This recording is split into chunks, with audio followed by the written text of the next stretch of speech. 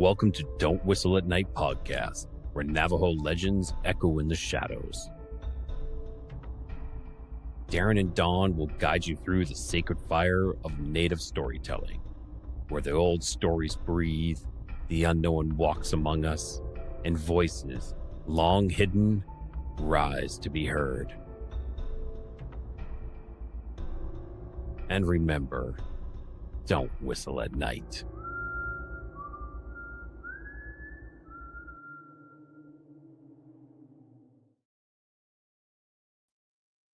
Hello everyone, hi. Welcome to Don't Whistle at Night. We're broadcasting live here on the United Public Radio Network, 107.7 FM in New Orleans. I'm your host, Don Yazzie. With me, my co-host, Darren Yazzie. Here we go. Hey, what's going on, guys? Man, really gotta love that. Really gotta like that intro, man. I need to work on my radio voice to match that. Yep. You gotta work on that. No, damn, for real, huh? Let's see here. Okay, guys. A friendly reminder, we got a Dare Bear over here. It's gonna get cold soon. If you guys want your uncle to tell you some scary stories while he fixes your electric, if you have any faulty plugs at your house, he'll help you out. No, just kidding. But today we're bringing back Chris Archer, previous guest, and if you guys remember that episode he was on, feel free to ask any questions that you guys may have for him and help us out. Other than that, we just let the show go on, just freestyle everything. Okay. There's any announcements you want to make before we bring on the guest of honor? Let's see. Yeah. Made it through another season. This week was my birthday, so my family came by. I'm happy, always happy to see my family. Well, my younger brother came by too. He gave me a little tech support on a little 1-2 on the lighting and helped me out with this laptop that I got. So, kudos. Thank you, Brian. Oh yeah, that's happy birthday! Happy hope you guys enjoy. Darren. Oh yeah, right here, Carla Washington. Hello, Don and Darren. What's up, Carla? Vet Girl 84. Hello, all. Nice cat picture. NJ, hey, what's up? Hello, everybody. NJ, how's it going, NJ? And let's see here. Melody Alvarez, hello. Hey, Mo. Mr. Curly, what's up, Double D? Mr. Playing Curly. bingo at Bijaz and listening. Oh, hey, nice. Went big for us. Went big for us. That's good. Z Sun Dragon, hi, Don. Hi, Darren. What's up, Z Sun Dragon? Jody McLeod, hello, everyone. What's up, Jody McLeod? Thanks for joining us. Kurt W75. Hey, Don, Darren. Great to see you, gents. Happy birthday, brother. Yep. Oh, man. Yo, NJ, happy birthday. Oh, Dreamweaver. Hello, guys. What's up, Dreamweaver? Hey, what's up, man? Joe Andy McLeod. Happy birthday. You're welcome. Oh, yeah. You're welcome. And Thank you. Awesome, guys. Awesome. Okay, so without further ado, we shall bring on Mr. Chris Archer. Ta-da! Oh yeah, Flash. Wow. It's good to see you guys. Oh man, how's it going over there up north? Or it's getting chilly. Yeah, it's getting chilly already. Yeah, leaves are pretty much not completely all gone, but they're dropped. It was about 6 degrees today. It's pretty chilly. Geese are everywhere. Yeah. Oh yeah. You sent me a picture of his lake, and then there's a full moon right there. I'm like, oh man, eat your heart out type of deal. Like, yeah. You know what? Just for that picture, I'm gonna call that North Montana is looking beautiful tonight. I almost text that, Chris. Almost. I was just kidding. Awesome. I take that back to our Canadian listeners. I'm sorry. That's okay. You know, there's a lot of Canucks, I'm sure, that are kind of wanting us to be like a North Montana. So I just only got that from Meet the Robinsons. But go ahead, Darren. Sorry. Yeah, they have Canadian geese. I worked out there in Kansas City. Man, those things are just everywhere. And, you know, one of the guys at work that lived there, he's like, "Have you ever find yourself in a quarrel with one? Take the knees out. Geese have weak knees, I guess." So, like, oh well, I might have to, you know, go in 1 or 2 rounds with the geese. So that's funny. You guys ever get those? What do you call it? Northern Lights out there? Oh, all the time. Oh yeah, man. Yeah, that's something I always wanted to see, but lately, yeah, it's pretty spectacular. This week, actually, we've seen them 3 nights out of the 7, so there must be some magnetism going on there.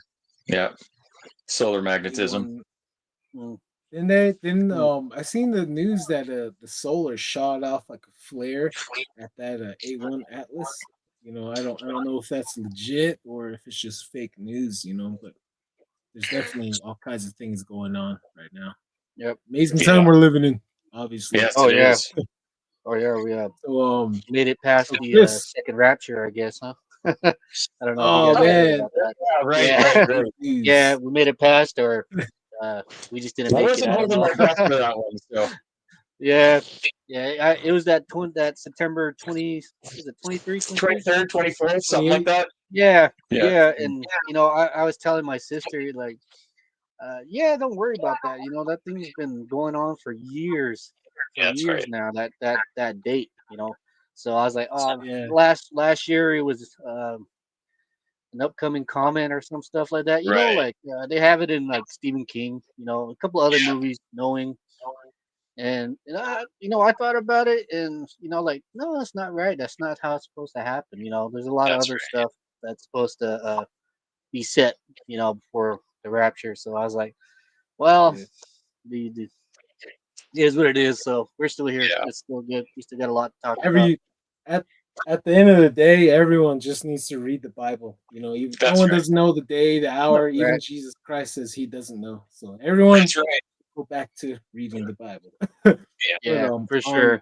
On the side note, this is Chris's episode, and Chris, feel free to go back into your furthest episode, and you know, just try to brush up if you want. Sure. I don't even know where we really left off. Oh man, we left off at Darren's girl, the Exorcist look. You know? Yeah, man. Don, he sent me a couple of pictures of it, and I was like, oh man, that's messed up. That's messed up. I wouldn't want to see nothing like that in the trees for sure. That's awesome. So yeah.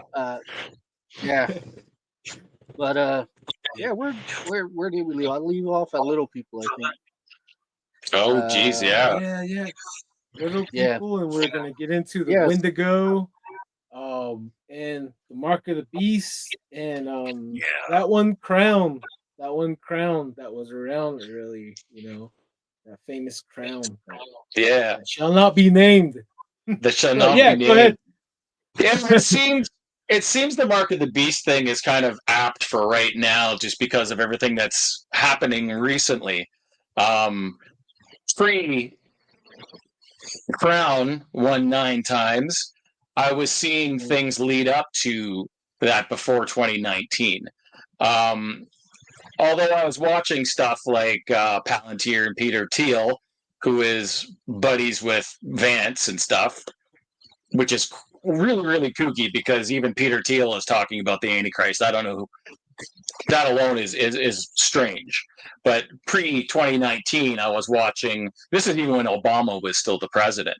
I was noticing with AI computation, the D-Wave stuff in particular. So we're talking about an adiabatic computer that was at that time tied into CERN. And during that time, so we're talking 2015, 2016, from my standpoint as an ex-occultist, I was seeing what they were looking for, the human algorithm, so to speak. What makes us tick as a flock of humans, pretty much. So they don't have to do a lot of false flags anymore. They're looking for that perfect algorithm for control. I started seeing this, and then when the carnivorous 1-9 came around, it didn't take me long. I tagged into, or it was like late January, February 2020 is when I had noticed that there was a lot of occult ritual into this entire situation, including the name. And a lot of occultism is like a club in a way, and there's compartmentals, right? There's these guys that like to do this thing. There's these guys, they don't necessarily have to know. And there's the adepts on top that kind of run the show. Those are the people you usually never know.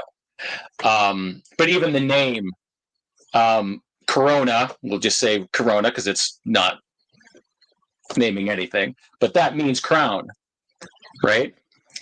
And the protein was a spike, right? They called it a spike protein. And spike, spinous, spica in Latin, spine, spiny, spike, thorny. So already you have a blasphemous crown of thorns, illness, right? Wow. And then when I started to see the masks come out and the lockdown, well, the masks for me was an automatic. It's the first time in history where we mask the healthy, not mask the sick. Made no sense. This wasn't science. Of course, they didn't have any inoculations at that time, but I'm sure they already had that on the ready. And so the name broke it down for me, and I was watching about the mask. And the mask, to me, made a vesica Pisces on the face, which is, when you're getting into gematria, you're going to get into different symbols, stuff like that. And with the spike, the protein, so you've got basically the vesica Pisces on your face, which is a mask, right? Which is vaginal. And you have a phallus symbol in the spike that gets trapped in the mask. So already there's a huge sexual ritual in this. And the lockdown part also is almost like a slavery. So you've got these undertones and shadows to this thing. And the lockdown, it was like a walking ritual, this whole thing. And it was, well, hundreds of millions participated unknowingly. And it was almost, what it was doing is inducing trauma into people.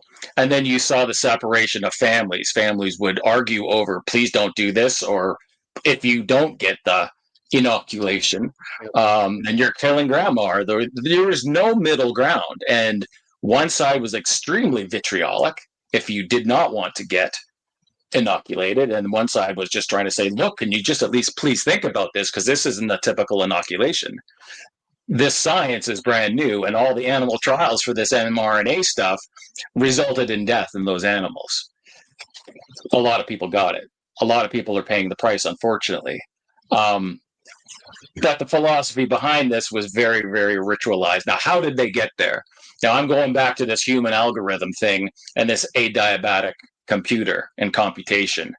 And the founder, I think he's the CEO of D-Wave Computers, he's a Canadian dude named Jordy Rose. And when he speaks about this adiabatic computer, he speaks of it in the form of a tsunami of demons, like being in the presence of the old gods. Now, that's some spooky stuff for a science techie dude, right? What in the world are you talking about? This computer works outside of dimension. It's absolutely mind-blowing what it does. So all this going on, I'm trying to piece things together, and I'm trying to look into the future on when they're going to make this specific inoculation, what it's going to entail. I don't want to get into this, preaching about who gets it, who doesn't get it, but to me, it was the precursor to the Mark of the Beast system. I'm not saying that tech is the mark of the beast at all. I think what's coming is. So during this time now, we're going closer to 2019 and 2020. The technology for inoculations now is something that is called a microneedle array. It's even farther in the nanotech now than just a simple microneedle array, and it looks like a patch, almost like a nicotine patch or a type 2 diabetes patch. But this particular inoculation, the technology is you can put it on your skin. These nanoneedles will go into you, basically dissolve, and that's it. You're done. It can, and they do have the technology to upload, so to speak, a third strand of DNA, empty DNA, and it's fully uploadable. So you don't have to get another shot, so to speak. You can just upload whatever's new. Now, this to me is getting a little bit scary. With the transhumanism stuff that's going on, when you got all these players like Bill Gates, you get this Peter Thiel guys, and you get you can see this movement that's not just localized, say, in North America. This is a global thing, and each continent is preaching the same thing during this whole 2019 to 2023 thing that we went through. It was a script that somebody was following, and somebody gave the orders to everybody's going down with this. All the world leaders were speaking the same thing. And if you spoke out against it, you were canceled. You can't say this. You can't talk about it. I've never seen anything like that in my time. To me, there's a lot of occult overtones here. Oh, yeah, for sure.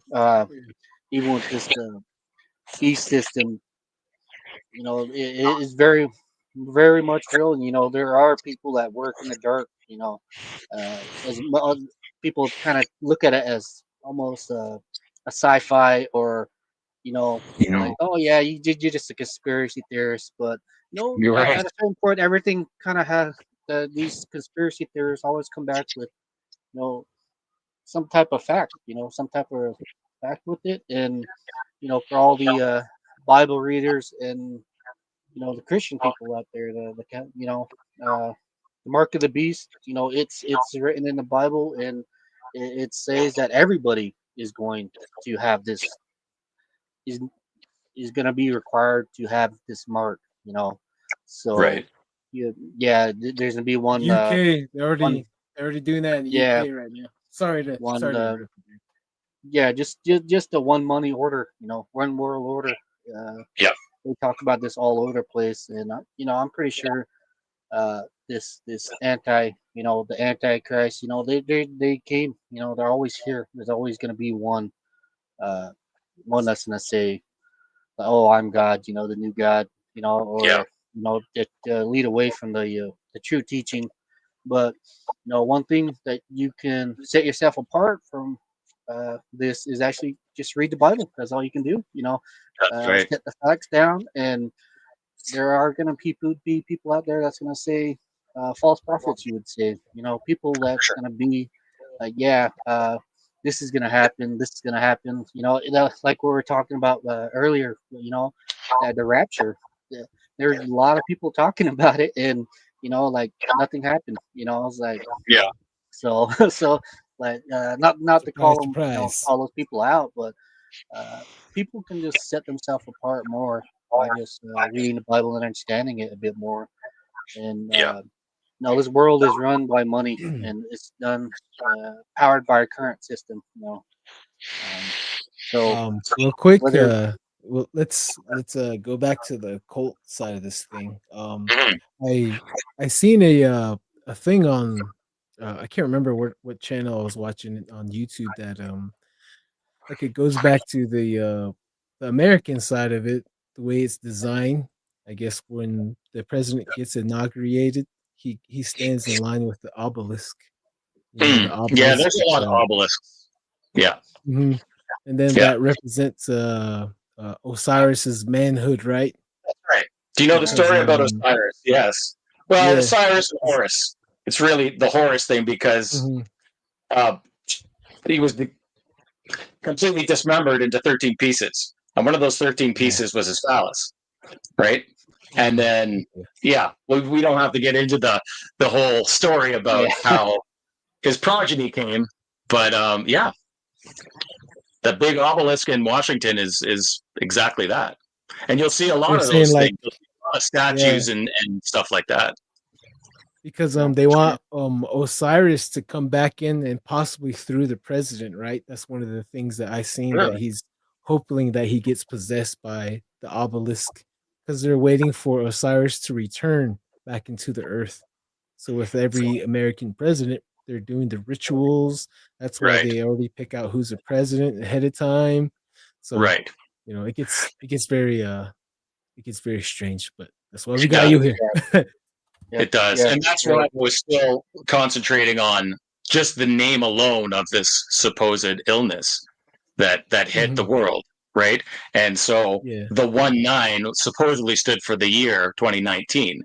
Well, the first letter in the alphabet is A, and the 9th is I. So now you have the crown of thorns, AI. Going on to what the mark is supposed to be, if you read scripture, you're supposed to, who that gets it, you can't buy, you can't sell, you can't do anything without this mark. I was already seeing this trend and talking pre-2019 about they're going to eventually, very soon, try to crash the market, because they are going to institute a digital ID and a digital currency. And I think the blockchain technology has everything to do with that. And I think a lot of that has to do with Peter Thiel and his ilk and all that kind of stuff as well. So when I'm studying scripture and I'm going back to how does the blood of Christ redeem people, and what is not redeemable with the mark, because it says there in Revelation that those who take the mark, they're done. There's no coming back from that. So what in the historicity of humankind has not been able to be redeemed by the blood of Christ? And that only brings up one instance, going back to the flood, when angels fell from heaven. They interbred with humans, which was never supposed to happen, and their offspring were the Nephilim, and they didn't come out giants, but they grew into giants. And I think that has a huge tie-in with Greek mythology and the Titans. And then God lamented and he lamented making humankind because of what we'd become.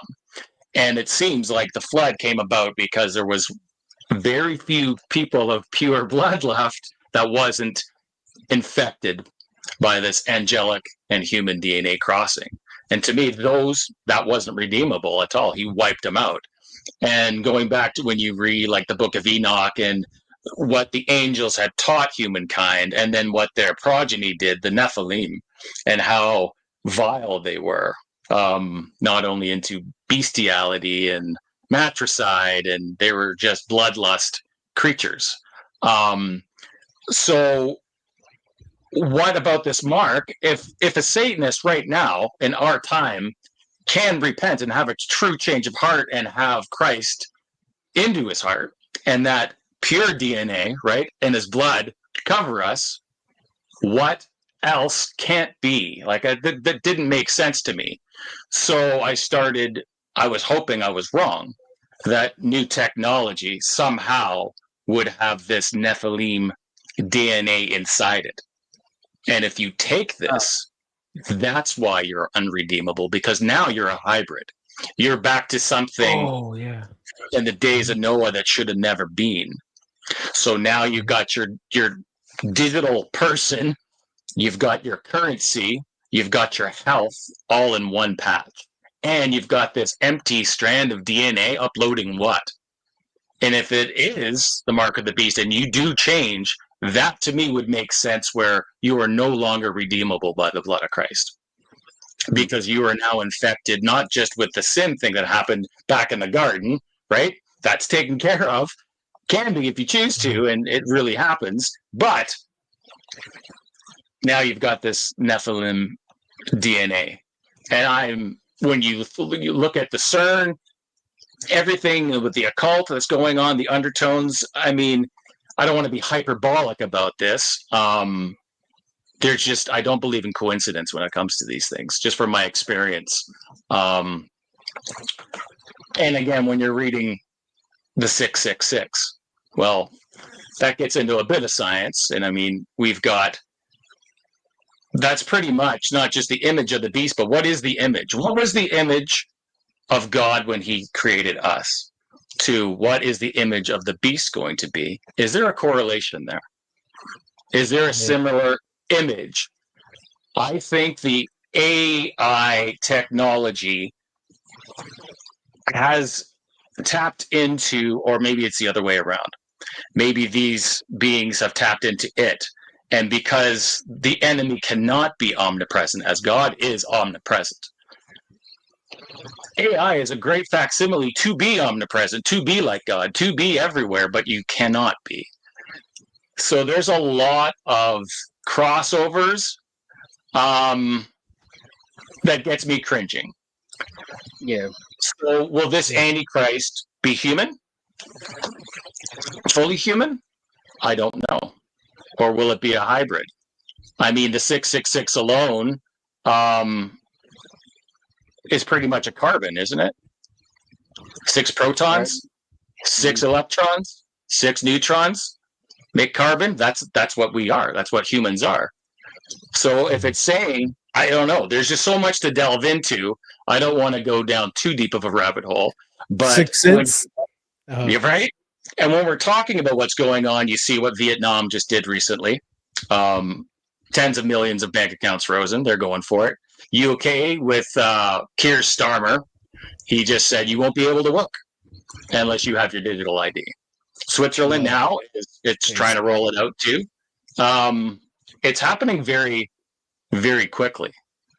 And again, here's this world global thing where it's just like there's this script and everybody's just trying to go along with it. Right. Spooky times. So, quick question there. Oh, real quick there. I seen a video of someone like drawing occult sigils, like demonic sigils, and then showing AI how the motherboard is, and the new technologies, basically demonic symbols inside of there. Do you know anything about that? I wouldn't doubt it. I haven't gone too deep. I don't know how far down the rabbit hole I want to go. I think I'm meant to notice and go from there. I don't know how deep I want to get. I don't know if I need to get that deep because I don't need to. I'm not sure if I need to be sidetracked like that. I think I still have to keep my faith that focused. So if there's chatter over here, I don't really want to turn and look. I can notice it and I can talk about it, but do I want to pay it too much mind? No, I got bigger things that I got to keep. I got to keep here so I don't get off track. And I think it's easy for everybody to get off track and dive into a rabbit hole. As long as you got a tether where you can grab yourself and get back out, I think that's safe. But it does make you wonder. I mean, every time you ask a question, it seems there's more questions than answers. Yes, all the time. That's just the idea of the rabbit hole. You know, you ask questions, then you ask more questions, then you just keep further and further. But as for this AI, you know, I heard a lot about it too a couple of years ago, and they were bringing it up like it was its own entity. You know, like they were saying, you know, instead of this, you know, this technology, it said it, you know. Like why do you guys call it it? You know, like what's the whole idea of you bringing it as a being in itself? And you know, just the whole idea of an AI, you can't have free speech now. Even on your cell phone, you would sit there, you know, like my brother and I would sit there and we talk about, you know, like a crossbow or something, and then we look up, we open up our phone, and then all this, you know, things for a crossbow, like what the heck, you know, like obviously we are being monitored and observed, you know, more or less by who, you know, that's another. Keep asking questions and you're gonna keep getting an answer, but you're gonna get more questions, you know. So at the end, I think people just need to, you know, turn technology off and just worry about stuff that worry about what's going on in your your life right now, instead of looking on and seeing more uh, more hoopla on the website, like Facebook, false media. I think the worst idea for the how you say it, propaganda. Uh, media sources like this, they can feed Don't watch the news too millions. much. That's Yeah, true. exactly. Too much. Yeah, worry about your own world instead of what's going on around you. You go around and you see people, you talk to them, and communicate in a natural way instead of Yeah. worrying about um, worldly stuff like this. It's good to worry, but once it starts consuming you, then that's a whole different can of worms. Yes, And I think sir. that's And the mind that they want us all in, is so we don't figure this out. Right, I mean, right, yeah, yeah, the worst case scenario for them is to people to be faithful. right, Hmm. yeah. That's Yeah. what they don't want, So Hey, Yeah. Darren, we got a Z Sun Dragon. Happy birthday wishes to you. oh yeah, thank you, thank you. And Z Sun Dragon says, "Hi, hobo." Hey, how are ya? Kurt W75. Chris, great to see you, buddy. How are ya? Mr. Curly, the sun always sends off flares. Indeed. Indeed.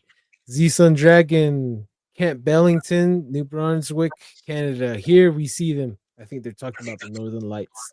Yeah. Nice. Mr. Curly, amen. Yes, sir. Amen. Awesome. Mary Magdalene Nathan Yazzie. Hello from Unit 5, Pine Hill, New Mexico. Hello. What's up, Right Pine back Hill? there. Oh, yeah. Oh, War Cry Podcast. What's going on, fellas? What's up, man? going? How's Oklahoma Yeah. doing down there?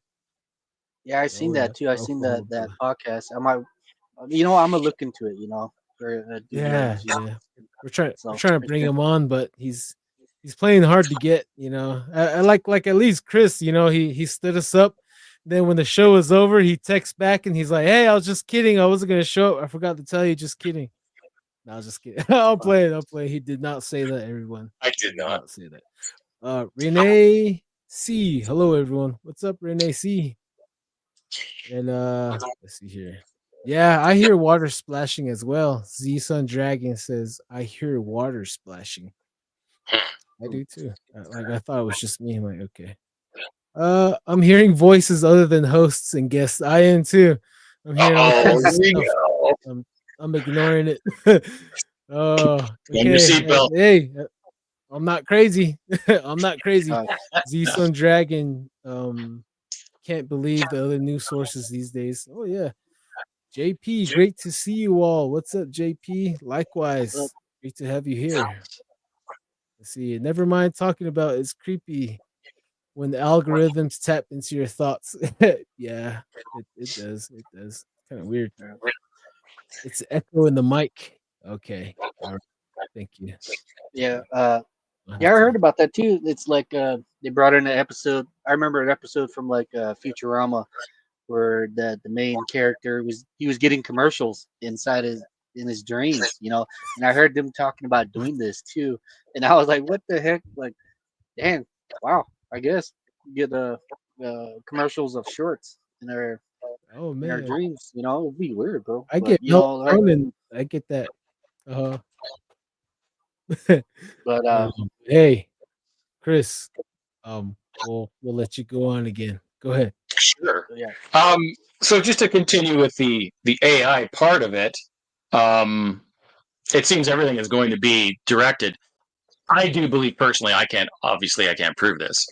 I think the entire scenario from the 2019 issue, I think that whole thing before they moved with it was pumped into an AI computer to get the outcomes they want. I think they pumped it all into this is the outcome we want. How do we go about doing this effectively?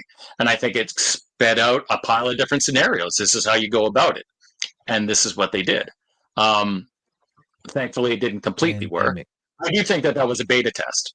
I do think that shot was a beta test. I think the next thing that's coming up is going to tie not only your ID, your health, and your currency all together. And without it, you're going to be screwed. I think that anything that you owe, I think that is a tether for them to manipulate you to easily sign over, or they can call in your debts, or they can call in your mortgage. But what if you don't owe? What if you have no mortgage? What if you've paid off your home, paid off your truck? Perhaps they'll do something that they did during the Second World War. Perhaps they will overinflate your home value. Say that your home was worth $400,000, and now it's worth $2.5 million because they say so. And then they say, "Can you pay the tax?" And you, of course, probably can't. So they take it, or you sign over, take the patch. Wow. How many people are going to willingly go with it? It will be a choice, but it's not the choice that's going to damn you. It's going to be that shot. What is inside this new tech that's coming that's going to possibly, I think we're very close. I'm not saying if it's going to come in the next 10 years, that is the one. I think that we are definitely leading up to this technology. Well, it will, and the transhumans are going to love it. It's not robots or cyborgs, so to speak. I think it will be a hybrid human, right? I don't believe it will be like a CRISPR being, possibly. Will it be a 3D printed being? Possibly. I don't know at this point. I don't even know that if Israel rebuilds a third temple, are we talking a real brick and mortar third temple? Or are we talking a 3D printed third temple? Or are we talking a virtual third temple? I don't know.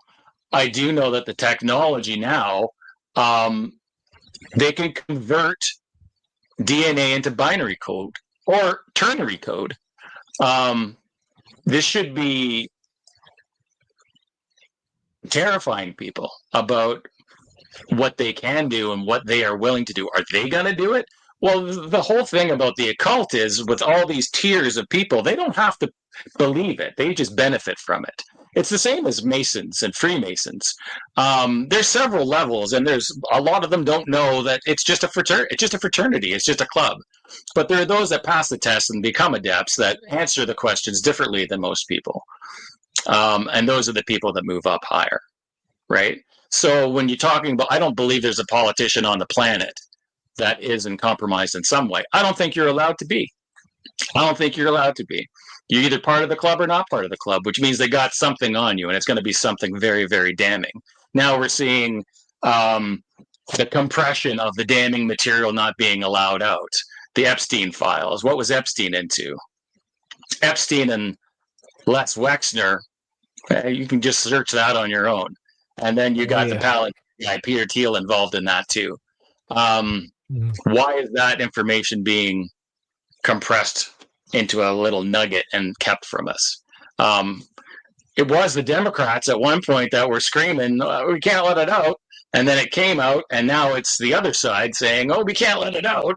What are you hiding? I'm sure it's a lot deeper than just plain sex trafficking and stuff like that. I think it's a lot deeper. I think it's a lot more nefarious, and I think it's a lot more global. People. Yeah. And they're sick people, right? But they are part of the club, right? Good old boys club. Good old boys club. The guy we got in Canada now who's leading things. He was Trudeau's little puppet master. Trudeau was just a little dog on a leash. He was never anything of any consequence. He was doing exactly what he was told by the WEF. That's all he was doing. Just a little putz, right? But this Carney guy, he's a banker. He's definitely a Freemason. He was in the UK. Look at the UK now after he left. The UK is in shambles. Absolute shambles. They're about to fall if this keeps up. And now Keir Starmer wants them. You're going to have a digital ID or you're not going to work. And now my own countrymen and women vote in this Carney. Carney, like a carnival guy, right? That's exactly what he is. But he's part of the club. But he was Trudeau's handler. And when Trudeau was in and won all the terms that he did, we were all talking, if this guy gets in, if his handler gets in, there's going to be big trouble. Because this guy's actually smart. Trudeau's just a coattail riding idiot. Look at him now. He's like the Katy Perry thing, right?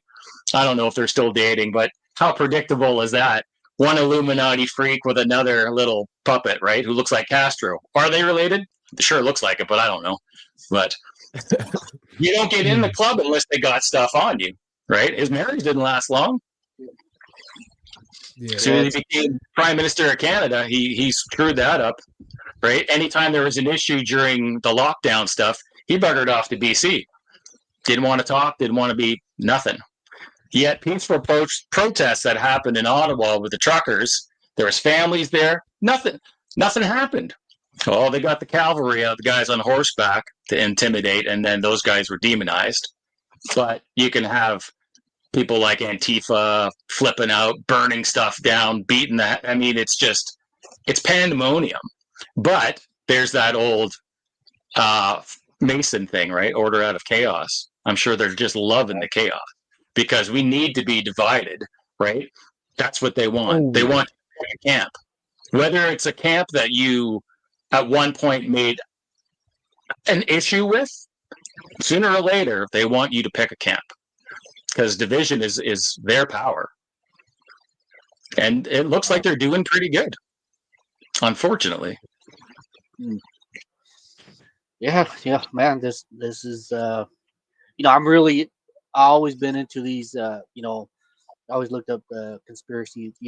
Stuff like this. I always looked it up, and I've always been that one myself with my brothers, telling them, "Oh yeah, this is gonna happen. This is happening. Like, look at this." Sharing up with the whole P Diddy stuff. I told them about all this. Like years ago, and they laughed about it. I'm like, yeah, all right. Calm down.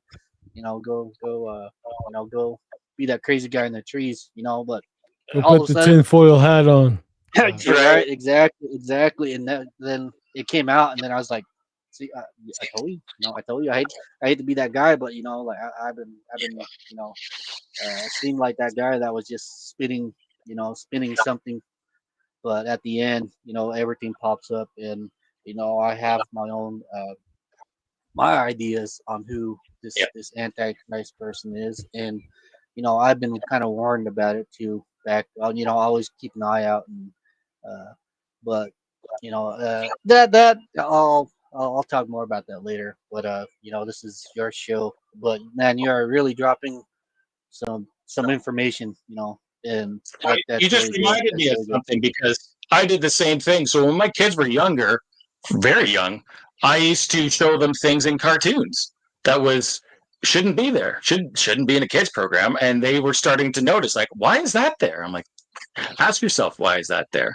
And then one of my children came home with, she was listening to Drake, and I was like, turn that crap off, Will. Yeah, I can't deal with that. That's horrible stuff, man. And she's like, no. I said, well, and I got really weird. I got really real. And I said, well, these guys in hip hop are amongst everybody else. I said, but specifically hip hop, these men have to be feminized before they make it. You understand what I'm saying? And she's like, no. I'm like, I'm telling you, this is back in 2014. I said, these men are feminized before they can make it. I said, you mark my words.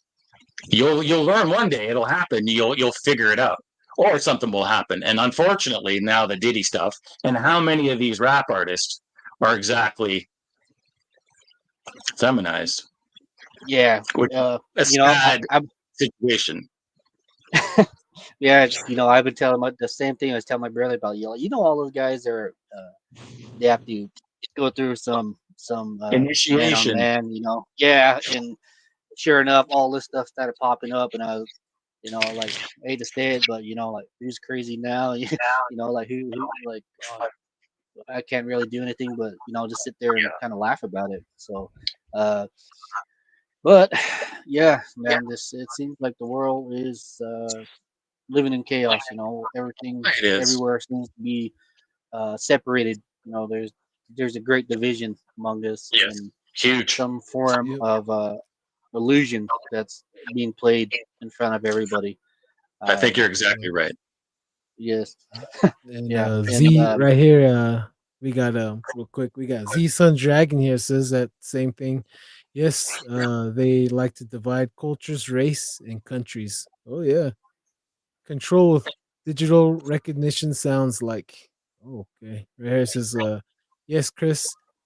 And they may have plugged into or included what went down 100-ish years ago last time something like that went down. like like history repeats itself type of deal? Is that like in a strange way? Maybe. Yep. You know what? I've always pondered that. I'm not sure. Does history repeat itself, or does the system just never change? I'm not sure, man. I think it's the latter. I think the system doesn't change. It's the system that we repeat. I don't think history repeats. I think if we change the system, things will change. But we keep falling in line with the same thing, marching to the same drummer. And it's always the same thing. It doesn't matter if 500 years pass. Meet the new boss, same as the old boss. Right. It's the same music, just playing in a different tone. Yeah. It seems like, yeah, that that is very much true. Like you would hate to say it, like, yeah, oh yeah, we learned from the past, but yeah. then again, I wish we're getting learn. played again. Mhm. Right. Right. Chris, if you want, I don't know if we covered everything from your knowledge from the occult or seen what's going on, because we need a watchman like yourself that's going on, the things that we're not paying attention to, or the things that people need to pay attention to from the Native American country. Like we all need to watch out, be careful, and yes, keep our eyes open. But Chris, I want to ask you, like, like one of the well-known things out there in Canada is the Wendigo. And I know you guys have a lot of accounts and a lot of books on that account experiences, all that stuff up there. Would you like to share with us? Sure. I've never had an experience with Wendigo, thank goodness. It is. I think it stems from a lot of Algonquin, definitely Cree as well. I do have an old book. I'm going to have to locate this. I think I mentioned this to you. I got two. One's called, I think it's called the Peace River Chronicles, and I think the other one's called Athabasca Country. And they're old books. They're about this thick. They're hardcover, and it's about all the accounts of the peoples that came here, explorers and stuff, and what they've seen in their interactions and their diary logs of their all over the Canadas that they went. And in several accounts, there are accounts where they came across native tribes and people that were possessed by Wendigo.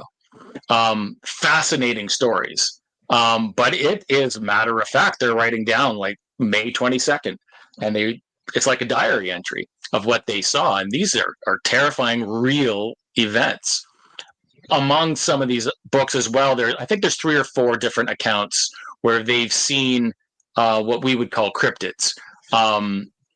These aren't really cryptids, but they saw whiskey barrel size prints in the snow going through the valleys.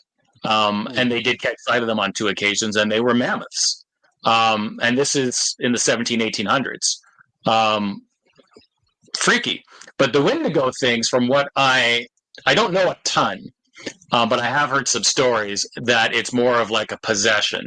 I'm not sure if the depiction of the skinny, gaunt creature with the antlers is an actual description, or if it's a description of the traits that the people that are possessed by the Wendigo go through. There seems to be a link between cannibalism and Wendigo, which is frightening as hell, right? Those are terrifying stories. But the ones that I have read and that ones I have been told is the person knows that they are possessed by the Wendigo. And there's a few of these stories in this book where this woman, she's tied up and she is screaming that you only have a certain amount of time to cut my head off and burn me, or it's going to take over. And apparently if it takes over after the grave as well. You have to dismember and burn, but you have to do it for a certain time. And if you don't do it, it's a recurring thing even after death. That's frightening stuff, frightening stories, right? But terrifying stuff. But there is a close connection with cannibalism. And I have heard some other people's thoughts on it, saying like the Wendigo stories came about because of tough times pre-colonization, when they were starving and they would have to resort to cannibalism. I've never heard any of those stories from any of my people at all. Not to say it didn't, I don't know. But I tend to not think that that's where those stories came from. I can't see them being hyperbolic over a boogeyman in the forest. Either something happened, or this is real, or it's a boogeyman story. And I don't think it's a boogeyman story, especially with these books I have. These are white folks that came over here and exploring and seen with their own eyes, like this is real stuff.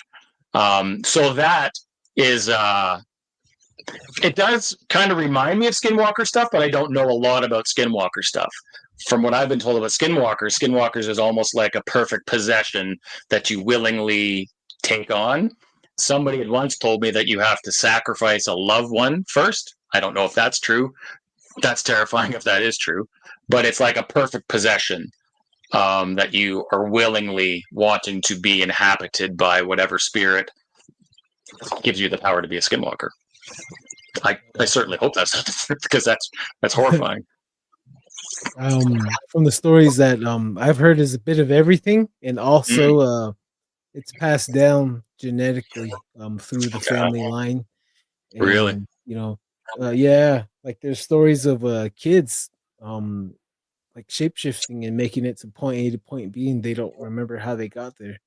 Is that right? Certain times of the night, certain times of the night, they wouldn't be in their room, and their family would be looking around, and they would find them 100 yards running, just running fast supernaturally to where they would see a gentleman at one community, and they would drive to another, and he'd be there at another community, and they would drive another place, he'd be at another community.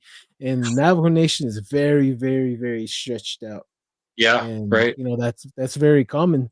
And sometimes they would be shifting into like a ball, like a weird orb, and they'll be bouncing around, and then they'll be chasing whoever in a vehicle, and when that vehicle stops, they would see that person running up beside them and asking them, why did you guys leave me? Why did you guys you guys just left me? I'm trying to tell you guys to say stop. I'm trying to say stop. You guys won't listen to me. And they're like, no, you were in an orb. You were like a ball of orb. You were inside of it, and you were bouncing up and down. So just strange accounts like that happen. That's so interesting you mentioned orbs, because now I'm thinking about different Bigfoot encounters I've read or have been told when there's a correlation between Bigfoot and orbs. So are there cases of some of these accounts where perhaps these aren't Bigfoot, perhaps they are Skinwalkers? If there's an orb connection? Because the whole Bigfoot thing, I've shifted completely. When I used to think it was just a flesh and blood creature, I'm not so sure if it is anymore. I think there's a lot more paranormal or preternatural to it than we like to admit. But that's really interesting you mentioned orbs and Skinwalker. Is there a connection as well? I don't know. Man, there's so much stuff that are just really odd. Just this world is a lot more mysterious than everybody tends to believe. Even with this Bigfoot guy, the Sasquatch, it's been he has his name in our language.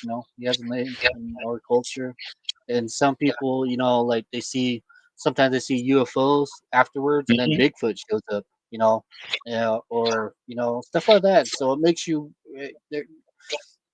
It's kind of hard to say if there's really an expert out there, because it seems like there's always something new. There's always something new popping up, and just weird stories that people account. One that I looked up is a Bigfoot riding on a red balloon. Two of them.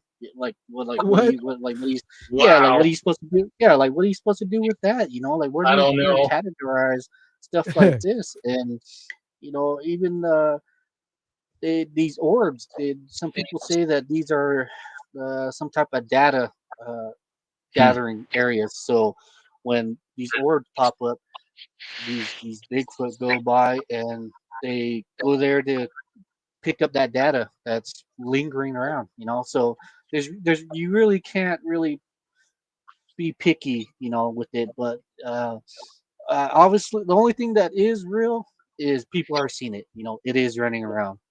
That is very much real. It's not a myth. People are seeing these Bigfoot.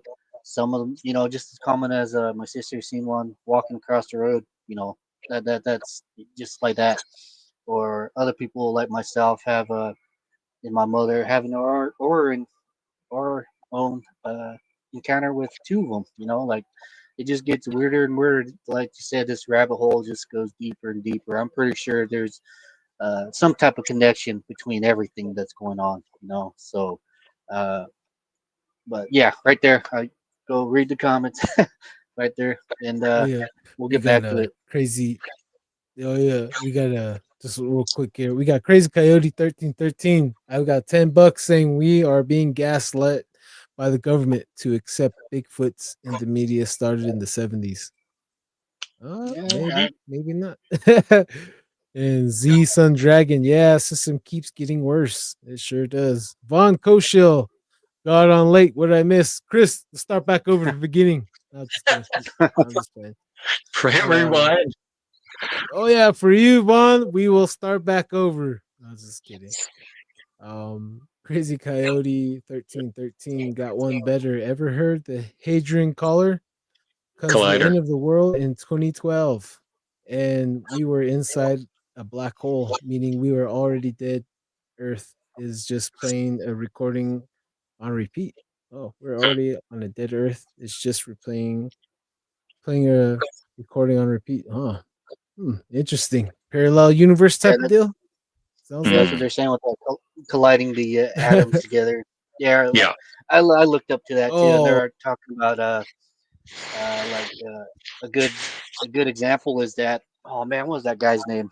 Uh, that Mandela effect or whatnot. Oh, the You know, Mandela they, effect. they Yeah. try to bring oh, that up. Yeah, so I guess that's some type of proof. You know, I'm not an expert to this. I just looked up some weird stuff. You know, professional weirdo, I guess.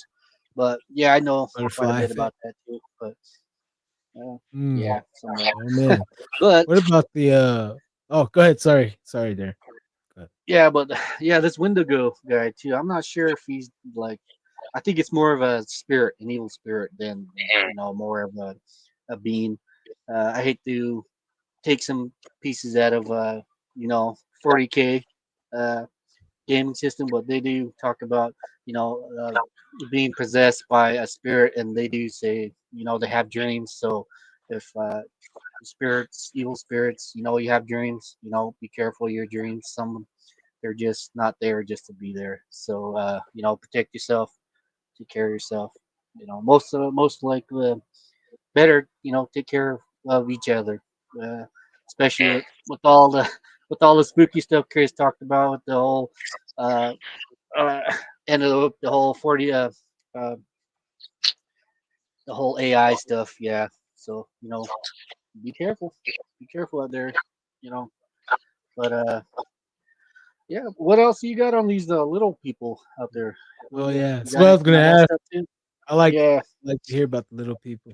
So I wish I knew more. I'll be talking to my cousin there, and I think he has got some more stories too from the rest that he would know more than I do growing up there. The little people is something that fascinates me as well, because the stories and legends of little people are as old, if not older, than Bigfoot himself in the right. Americas. And actually, it's not just in the Americas. That there's depictions of a crane pygmy war. Um, it's depicted on pottery, ancient pottery, and you see these giant cranes and these pygmies, these little people, these proto pygmies, right? Mm, This goes back a long way.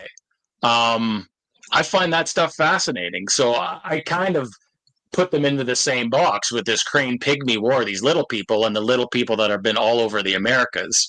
I find it a fascinating subject that they're just little tiny people. But from everything I've told, that they look, the ones I've been told about, they just look like little natives. Yeah. And the ones I've been told about did have clothing.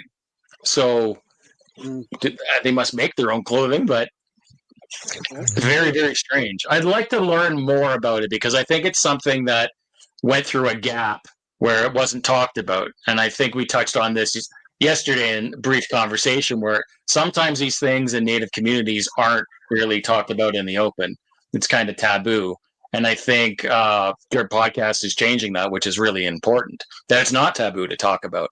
I understand the feelings behind if you talk about it, are you attracting it, or are you talking about it because of knowledge? So I think there was a gap with the little people, especially in Canada, because there's just seems to be not in as many stories as the Bigfoot stuff. And I know from where my grandma and grandfather, great grandfather are from, it's a little bit different about talking about things. And in Alaska, from my knowledge in Alaska, if you even mention Bigfoot or the hairy man in a native community, you can be pretty much shunned right away. You're shut down, as they do see it as a bad omen, and that you will bring that sort of issue to them. And they take it very serious because they are up there and they got to deal with them and have dealt with them for generations up there. Right? Right. Yeah. Another thing That is here, very guys. You guys should. Oh, sorry, Darren. When you guys should check out Hulu. There's this one Native American film called Blood and Myth about the little people, where it drove this actor. He was acting with Disney Channel. I can't remember the movie off the top of my head, but he's a Inuviac person, and he became an actor. He became famous, and and he started drinking, and he started seeing the little people, and somehow, some way, his mom got strangled up. They killed his mom, and he said that it was them, it wasn't him. And when they tried asking him how, he just said that you guys will never ever believe me how it happened. Like, he started talking to little people. He shot 2 dudes, and he was on the run from the police up there in Alaska. And That's crazy. they finally, Blood and Myth. You guys should really check that out. And Yeah, I like that. as they told him, as they were speaking with him, that they said that why are you people not singing the old songs? Why are you guys not practicing your old ways? You guys need to go back to your ways. They really told him that you guys need to go back to sing the old songs, do the old dances right now. It's not right. You guys aren't doing that anymore. That's what the film. Really good film. You guys should check it out. Yeah, I'd like to. That's a killing message too amongst itself. Some of the songs are not being sung no more. Some of the dances not being performed. Just everybody's just being. Yeah. Go ahead, Dan. Yeah, everybody just seems to be, cookie cutouts of one another. Everybody tries to want the same thing, but I think just having the other Native American tribes out there, it sets us apart, as a group, as a group of people, and with them, they all have their songs. I'm always looking up stuff like these, man. I always find that stuff really fascinating, and hearing other people, these other tribes sing and dance, and even the little kids, man. I always see that. I always put the smile on my face when I see the younger generation singing and dancing. It's really good. It's really good stuff. Especially out there in the White Mountains, White Mountain Apache. I always see the little younger kids out there, singing and dancing. So that's good. Good for them. And I really respect that. And, with them, they also come with different stories. Everybody seems to have their own boogeyman. Their own monsters in the trees. And I guess the whole idea for the podcast too is to reclaim. Is to to gather some of these stories and catalog them. Not to make a profit out of it, but just to record and document them amongst themselves. To that, time out. I need to check the puppies real quick. It's all good. Yeah. Yeah. Right. Well, even the name of your podcast reminds me of the Haida depictions. Well, not just Haida, but there's a lot of depictions of Bigfoot, and his lips are always pursed and whistle, right? Yeah. Yeah. And I think there's a lot of, like we were talking yesterday about Skinwalker and a whistle. There's a lot of weird stuff with just whistling at night. I mean, it's a very deeply, and that's another thing. That's not just Canada and the United States in the Native communities. That seems to be a thing, right? Don't whistle Yeah. at night. Yeah, even in Mexico, they said the same thing too. They said don't whistle at night at all Isn't because that something? they have two different types of Sasquatches down there. It's pretty amazing. I invited a gentleman down there to join the podcast, and they have all kinds of crazy creatures down that way, similar to here. At the same time, way different from ours up this way, and it's really interesting and fascinating to hear from another culture, to hear from Yeah. another tribe and their monsters and how they say Sasquatch in their language. And Mexico is two ways to say Sasquatch. And I know Navajo, we have three names for him. And oh yeah, which leads me to another question here. I have two questions actually. One, we'll go back to your Sasquatch encounter.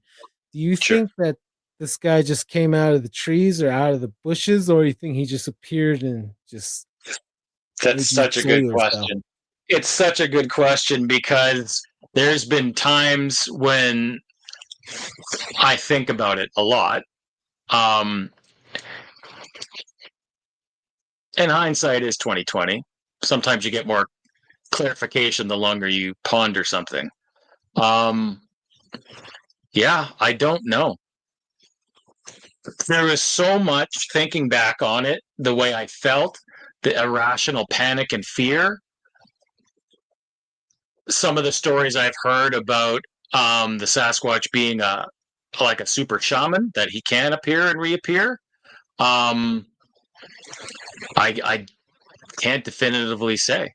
Perhaps he did just appear.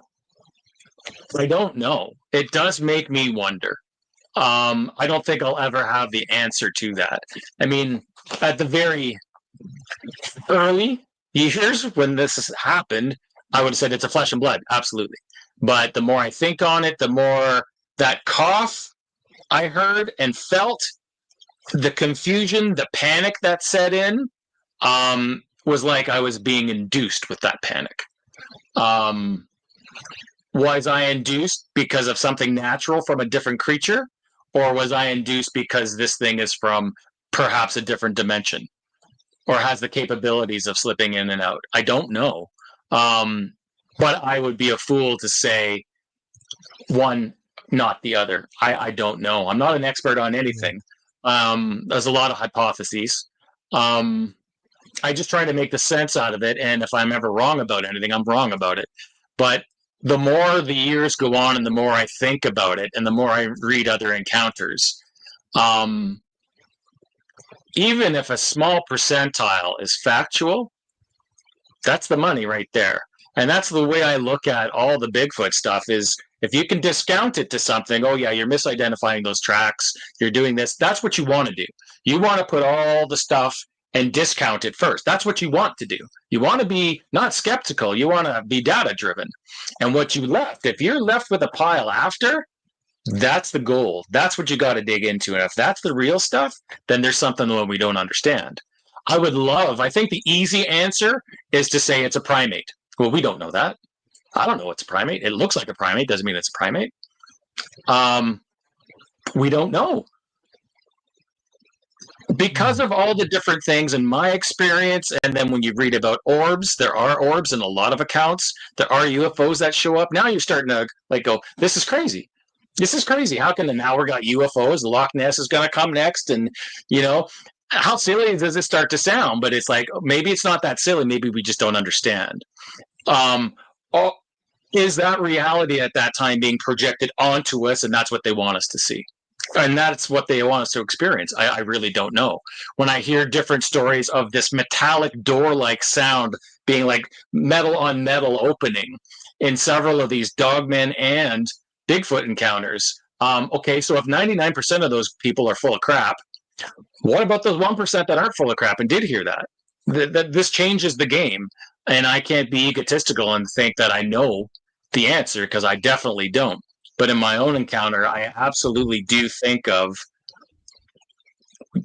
was this like, it did not feel like I bumped into a moose. I wouldn't have ran. Things were different. I acted different. So yeah, maybe not. Maybe he did appear. Maybe I bumped into something, and because I couldn't see it, I'd heard it and felt it, and I heard the noise. Had I been meant, maybe I was meant to just turn around, but I didn't. I was locked in place, and it appeared. I don't know. Now it's starting to sound a little woo, and I'm okay with that because it's a long time ago. That was like 1995, 96 that happened. Now the other thing that bothers me is having multiple experiences. So now I get to, and I think Darren, I think you had said on my first podcast with you guys, do you think that you have had multiple encounters because of your involvement in the occult in the past? And I think that's a very valid question. And I think that there is some validity to that. I think if you're open or have been open to it in the past, maybe certain things that are on the other side are easily attracted to you or easily more connected to reach out and poke you and touch you and mess with you a little bit. Not saying that Bigfoots and Sasquatches are nefarious. They could be. I know my feeling wasn't warm and cuddly when I saw it. I got the heck out of there. And I had a loaded weapon at the time. Yet my rational mind as a hunter didn't say fire. It said run. Right? But no, that's such a great question, Don. And I just don't know. But I'm leaning more towards we know less about these creatures the more people have encounters than we thought we did. Yeah. And another important question, this is probably the most important one. When you soiled yourself, did it help you run faster? Like lube? I did not soil myself. No, I have heard have. But no, I didn't. No. Oh, okay. I didn't tell you anyway. Right. No. We covered that. All right. Now I feel better you answered that. No, just kidding. Another question. Have you ever whistled at the Northern Lights? And if not, you should vlog it. I don't think I've thought about doing it. I wouldn't hesitate. I mean, I see them all the time out my bedroom window. Just the other night. Yeah, I got some pictures I'll send you. So next time I'll get it on video. I'll whistle just because. Oh man, Peter Pan and Neverland. Here he comes. Oh man. I get scared though. Hey. Oh man. Oh geez. During your time being in the cult, what was the most demonic or craziest thing that ever happened to you, or you seen happen, like during a ritual or sacrificing somebody, or no, just kidding, anything like that? Me? I've seen some crazy stuff. I've seen what I believe my dad was possessed at one point, and things in him physically changed. It wasn't like Hollywood. It was much more tangible than that. But everything changed. He was already not a nice guy. But things had changed. I'd noticed a serious change. His pallor was more gray. His attitude was very despondent, almost like he wasn't there, like somebody else was there. He started to smell. He stopped bathing. He actually answered more in grunts, if he answered at all. And this went on for some time. And I didn't know it at the time, but I guess there was a woman he was involved with, and she wouldn't come. She tried to come to the apartment a couple times, but the last time she wouldn't enter because she said there was a black being inside the home, and it was looking right at her. And she kind of said, "What is going on here?" And I don't know if he explained anything, but she never came back. But I never saw that. I grew up in it, so the oppressiveness was normal, right? It's not normal, but you get used to it. You get acclimatized to it, and you get oppressed, and you don't really know any better. But my dad was definitely, there was a period there where he was not himself. And strange things around the house were happening. There was a lot of strange stuff. Things would move around. Things would disappear often. You would turn around and whatever you had just then is absolutely gone. A lot of strange stuff had happened. And I'm not so sure if that was a full-fledged possession or serious oppression. It seems to be a little bit more to me. But yeah, he did change a lot. He didn't even look like himself. And I don't mean his face changed and contorted. But if you can imagine how everybody's face changes with emotions, right? You can tell when somebody's angry, somebody's sad. It's similar to that, but something residing in a person changes them physically. And that could even be, they could look skinnier, they could look bigger, just because of that indwelling ick. Just call it ick, right? Yeah. Like, how can you tell, like, when you tell someone's intoxicated or on a drug, like a different drug, you can tell in a way. Yes, you can. Yeah. There's an air about it, right?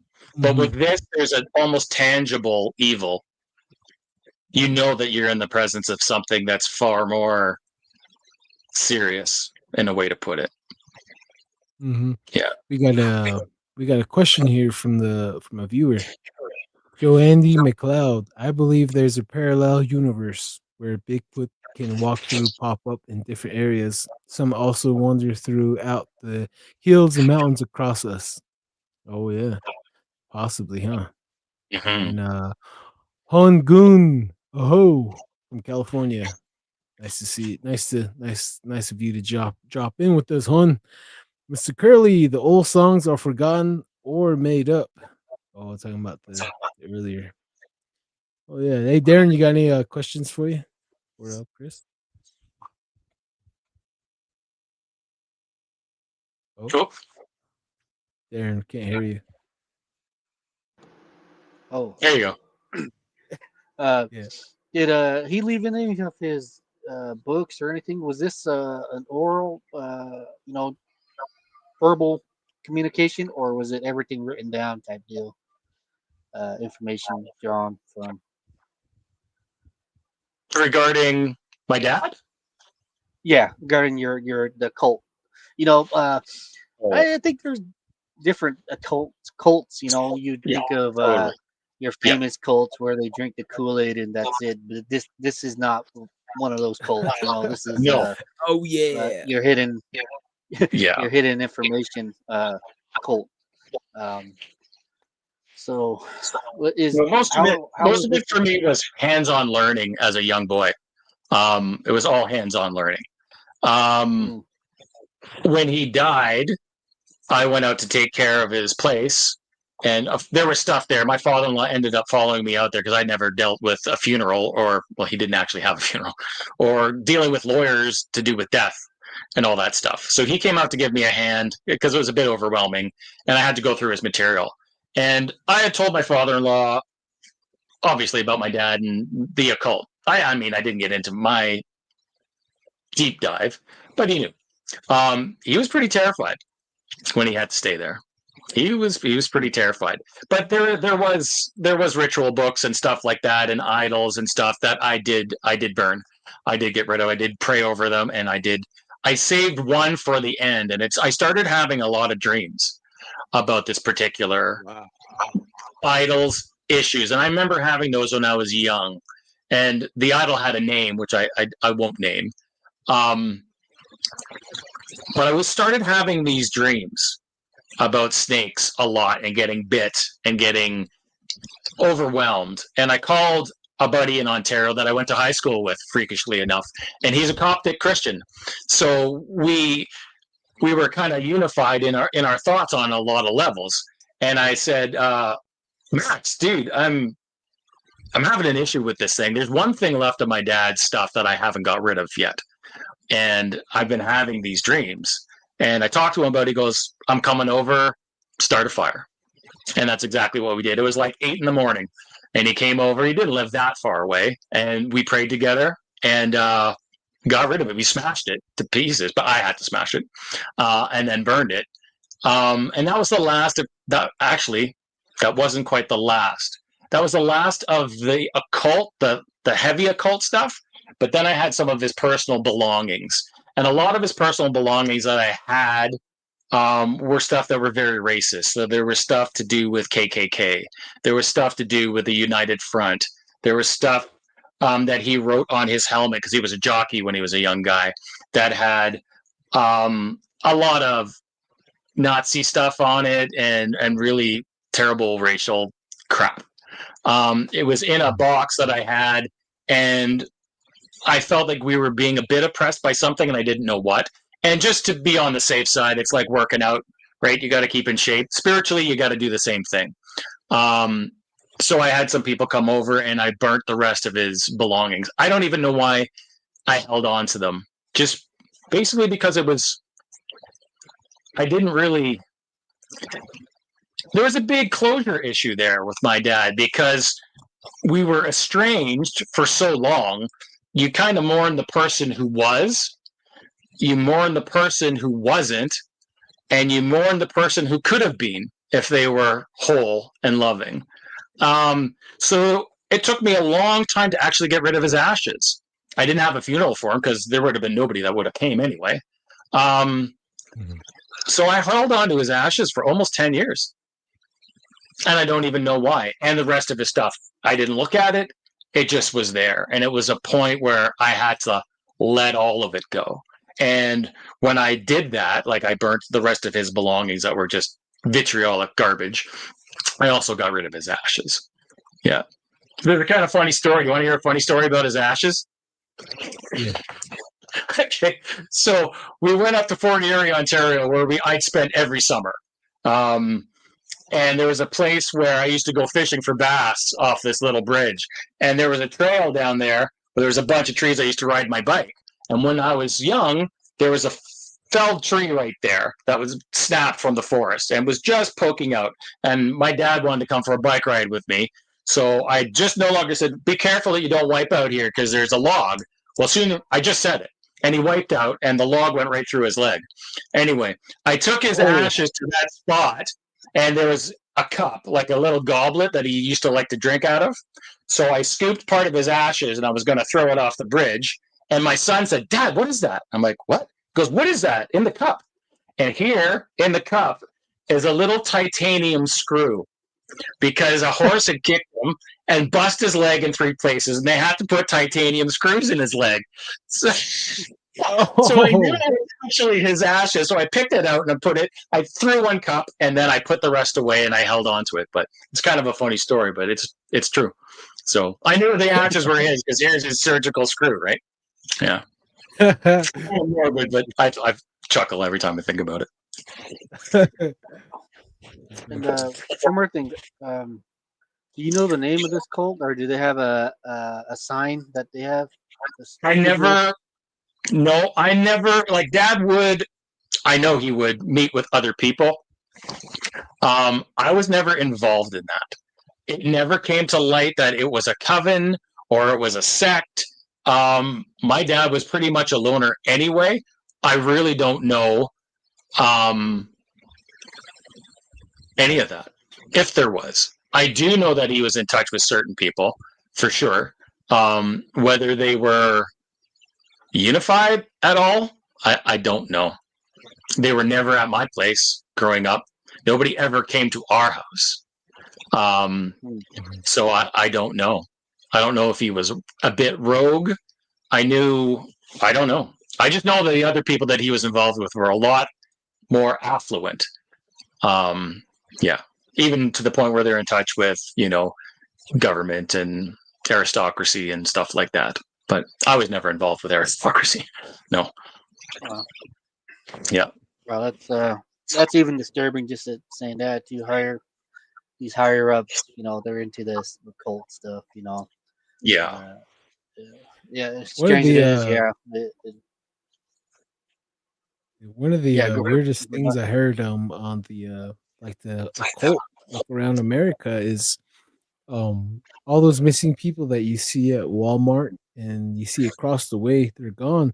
But when you go to remote areas, like in the mountains of the United States, or very remote areas where you would hear people crying, and when you would locate it, it would be like a cage, like a dungeon inside of a mountain.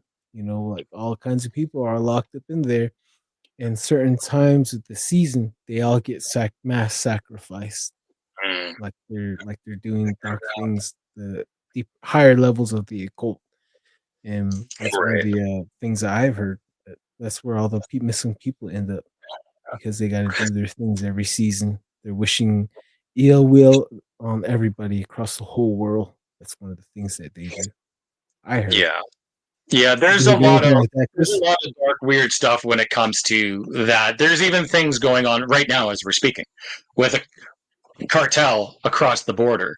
What they're actually doing is they're abducting pregnant women, and they are doing procedures to extract that baby, whether the mom lives or dies. Usually they die, and then they will sell that baby to whatever purposes. I was told at a younger age that they're used to. I'm not sure if there is now. I'm not sure.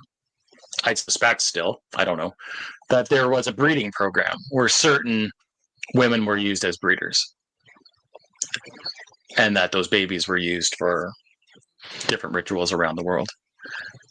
Yeah, very dark stuff. But Oh, Yeah, yeah. for sure. They would have a certain lady like in the set, like that was her job, was to produce, and they would. That's things I heard is pretty gnarly like that. it is. It's depravity. But I mean, a lot of depravity humans are capable of. But when you mix something that is a lot more smarter than you, that is angelic and demonic, influencing, like then you're into some very, very dark stuff. A lot of the cult stuff that Darren might have been alluding to, I know there's several cults like in the 60s and 70s. Like I said, there's little compartmentalizations of the occult and cults. A lot of the things are red herrings and used for different purposes, like the Zodiac killers, like the Zodiac killings in the 60s and the Son of Sam stuff. That was cult stuff. Those were all setups. But the things that happened with those murders those were snuff films, and nobody's really touched on that. But those murders took place because they were videotaped. They were set up, and those videotapes go around the echelon of these sick sycophants that get off on this stuff, and it's sold and it's collected, and yeah. So the first Zodiac killing that happened was definitely videotaped. Yeah. Yeah, it was videotaped, and it was meant to be videotaped. And some of it had to do with the Process Church. The Process Church is connected to Manson in a roundabout way. And Manson has connections to all other places.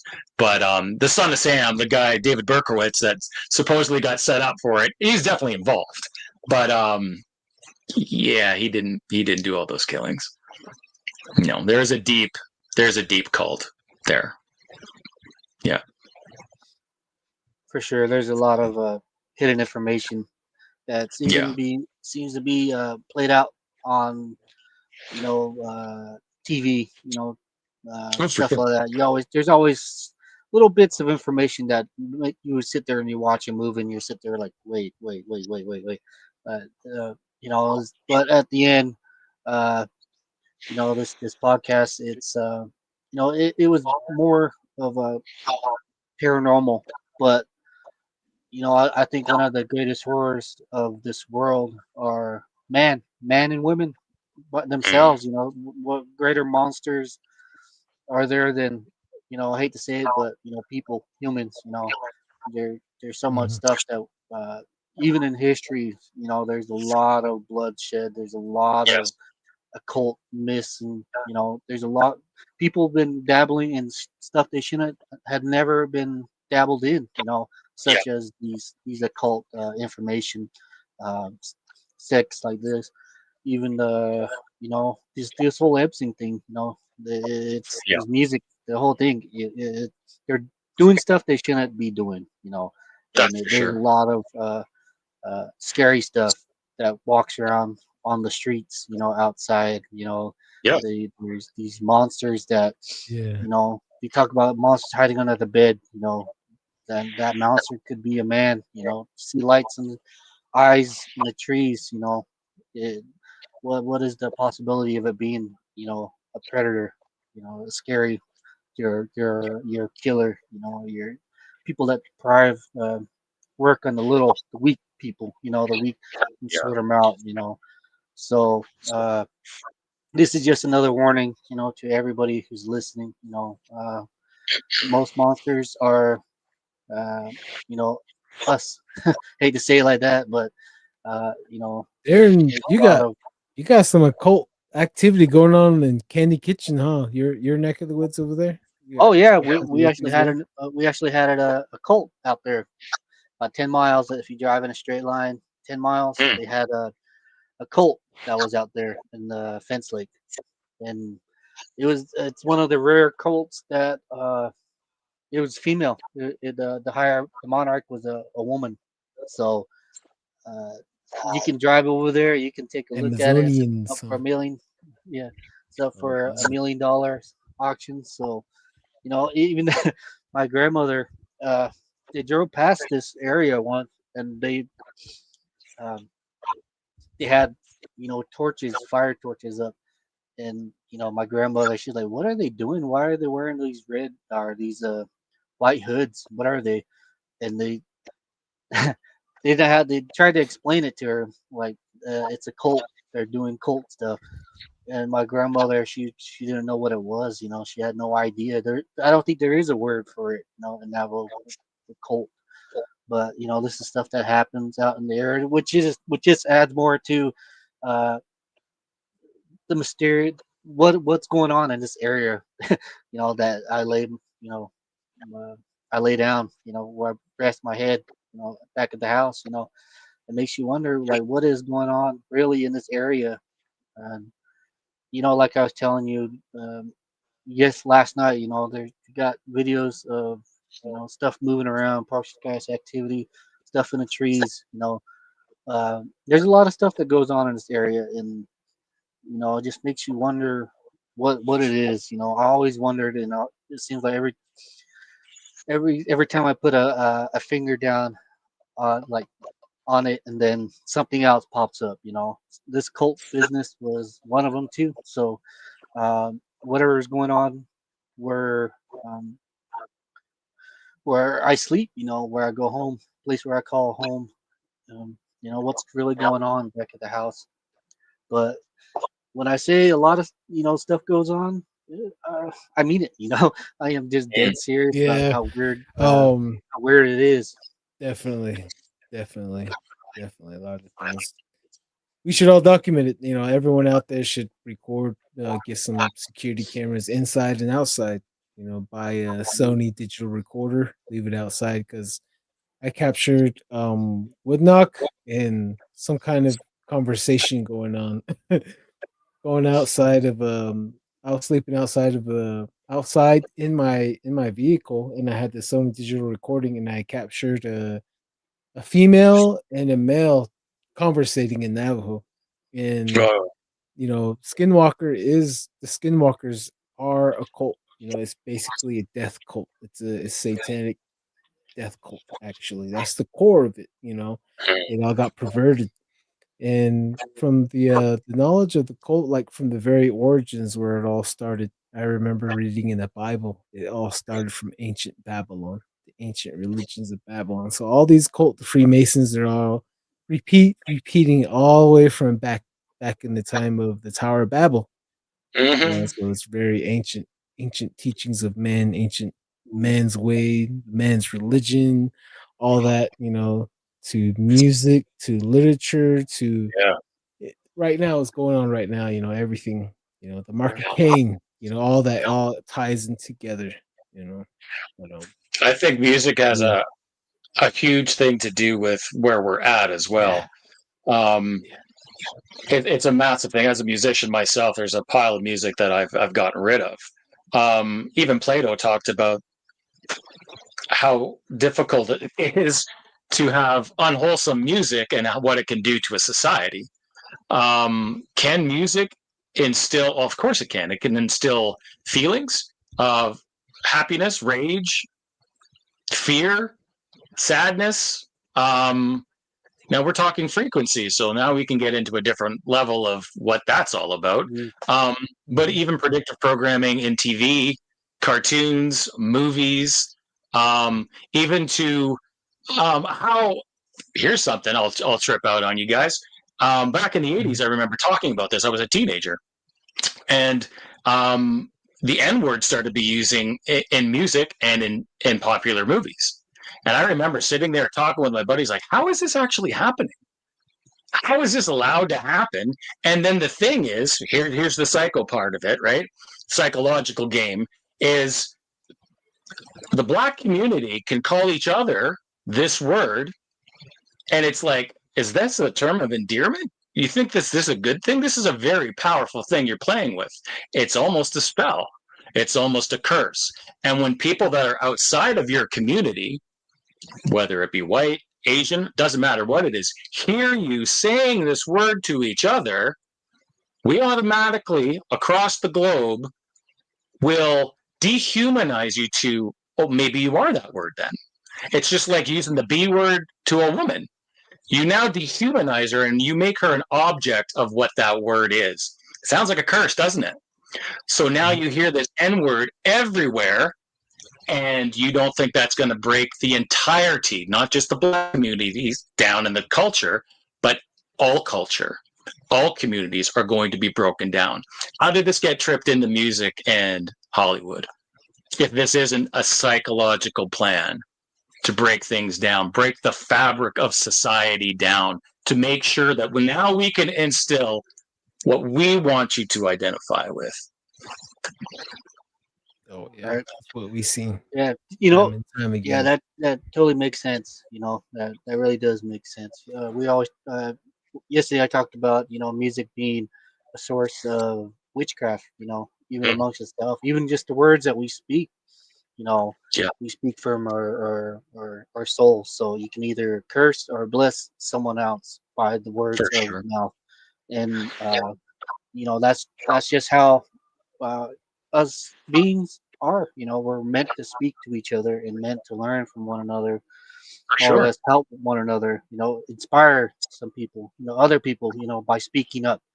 And I think us having this podcast does do that.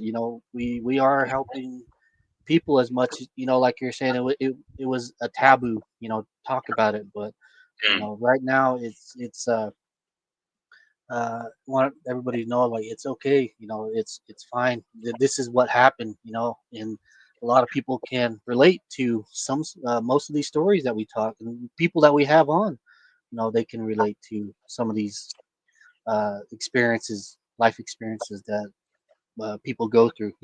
As a society, I think, as a group, a culture, we should be able to talk about it and not get carried away with it, but it just brings the mystery of life. What's really going on in this world that we're living in, and how it works and how it functions. Maybe it don't mean nothing at the end. Maybe it doesn't. When we pass away, it just might seem like, oh, that was weird. And then you go on and you go be with the creator. And I'm pretty sure there's a lot of learning experiences that we have to accomplish in our lives for ourselves, to be better humans, what we're meant to be, what we're formed to be, what we're made to be. So it's, for me, it's good to talk. It's good to talk, and it's also better to listen. I'm gonna step in and weird it out right now, okay, guys. Sorry, but have you ever, speaking of Manson and music and all his connections, like he had a connection with the Beatles at one time, right? And then like one of these songs of on the Beatles, you hear a female voice like just like and then when they replayed it backwards, it was a female saying John. Then later on, John Lennon died. And like Metallica, I can't remember what song it was, but when you listen to the very end, after that lady's singing that creepy note, that la la la la, that part. So at the very end, the very end, you turn it up really loud and you can hear an audible voice say, at least say hello, and Creepy. that's what they want you to do. Like when you play with the Ouija board, they Yeah. want to communicate. They want you to say, "Come and talk to me." They crave that. So For sure.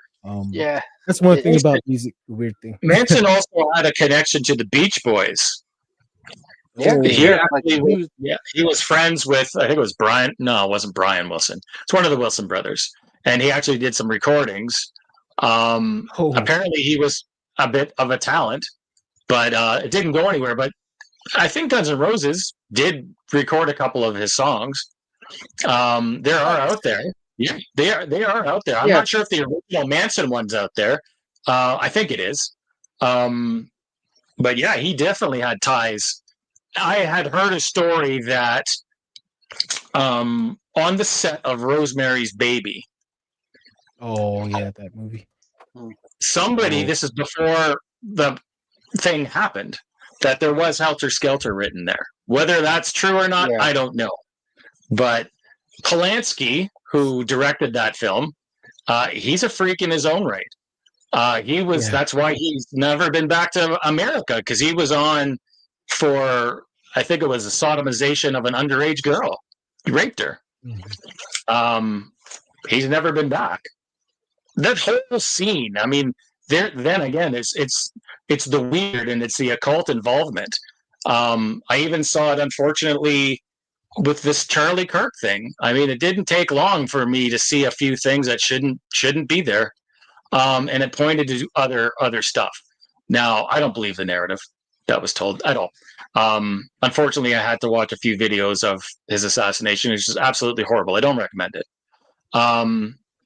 But there's a few truths there that narrative is not the narrative that happened.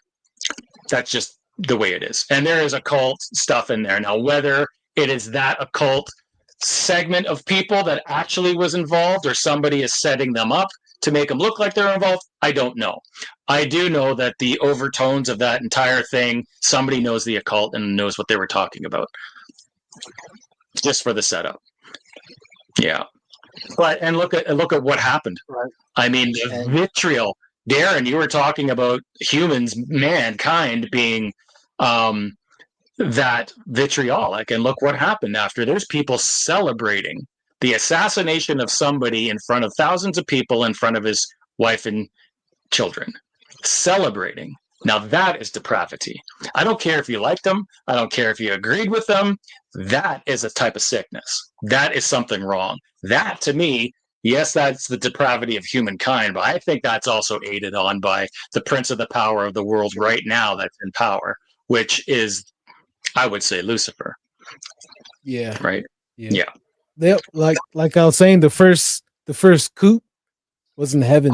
He tried to, like the military coup, they try and take over military. Same thing, all started in heaven, that's why he has to remake a new heaven and a new earth eventually, because sin started there, the presence of God, and then he came down here. So, like everything like mimics from the spirit realm to here, like that occult saying, as above, so below. Right, there you go. And it replays down here. There's a lot of things that we got to keep our eyes open. We got to be vigilant. We can't we can't die of lack of information. We need to be well informed, and we need to communicate with each other, and especially when it comes to someone's life and what they believe in. Like we all shouldn't celebrate someone passed away. Someone has a wife and kids. All of us have our wife and kids too, and if we were to get taken away like someone did, then how would they feel? How would our family feel? Like I work in the trenches every day. Construction, this is off the topic, but another guy died another day a trench collapsed on him, and he was only in a 6-foot trench, and I was in a 20-foot trench. And just then when you do the math, a cubic feet of sand 3x3 that weighs like over 1,000 pounds, really heavy. So when that thing falls on you, it's gonna crush your lungs, you know, the bones, your rib cage is gonna puncture your lungs. Mhm.